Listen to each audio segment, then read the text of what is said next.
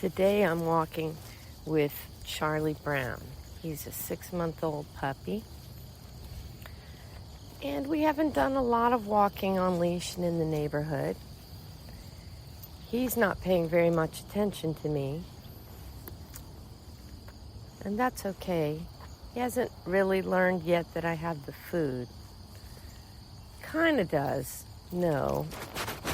And he's learning to take the treats, and he's learning to come back to me and check in for food. But if he sees something that interests him, like another dog, which just happened, then he's a lot more interested in that than the treat. And I have to really be patient in that situation to create the situation that I need of him paying attention to me. I can't beg him for attention.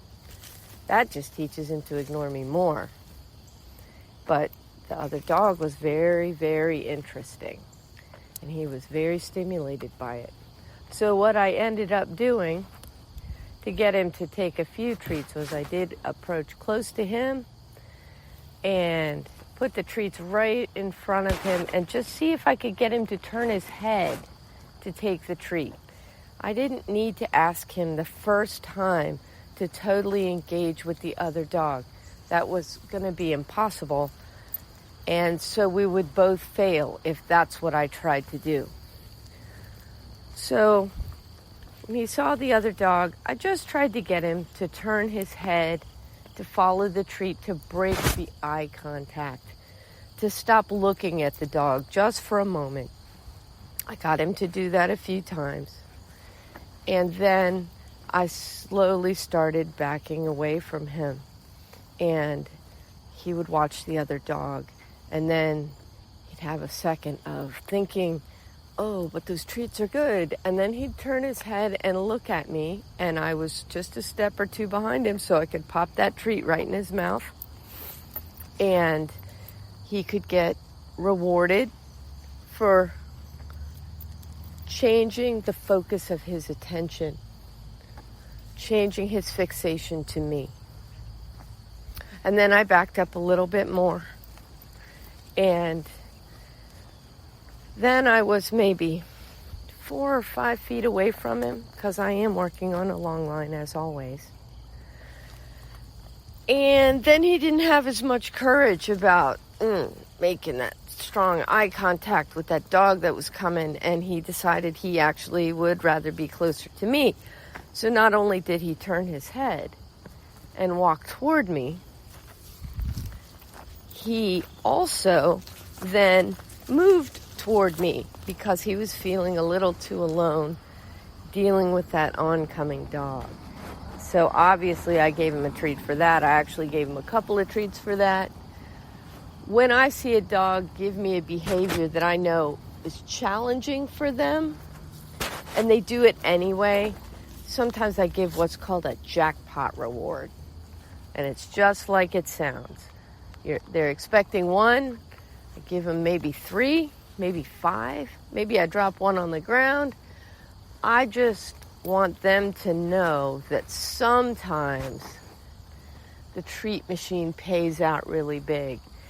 And with a smart dog, if I can get them to recognize that those big payouts sometimes happen when the most distracting things are in front of them, then I have a powerful attention magnet. And I'm not going, Charlie Brown, Charlie Brown, Charlie Brown, look at me, which just makes them ignore you, like I said. Now that we've been through that, and the other dog actually turned around and went the other way because that owner was having a similar issue with their dog but didn't have the tools in their toolbox that I have, so they decided to opt out. They turned around and went back. So now we're walking, and now I have tons of attention from Charlie Brown because I got the attention in that really difficult situation. But that took patience, and it took a recognition of the opportunity that existed from his distracted state. It also took a lot of the treats that I had brought for this walk.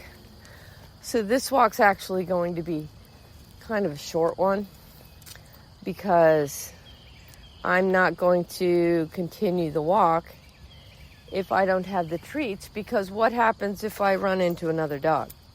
What happens if I pass a person and I need to work on training these skills?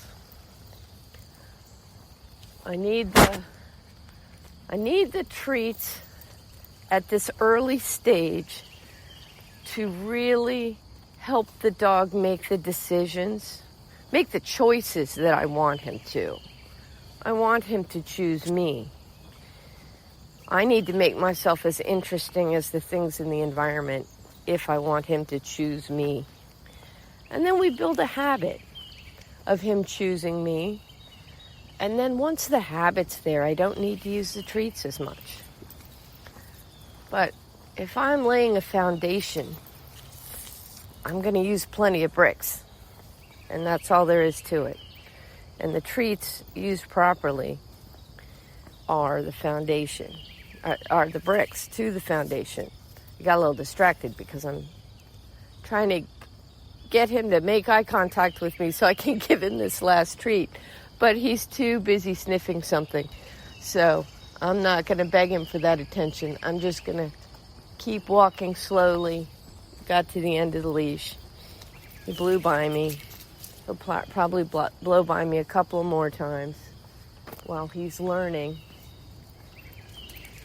to pay attention to me for food. He really likes the food, but he's so visually oriented that he just doesn't think about it all the time yet.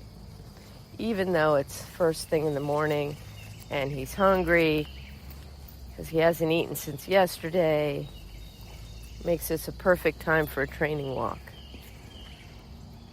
Maybe I can use the treat to steer him into an SIT. I don't want to say the word till he does it.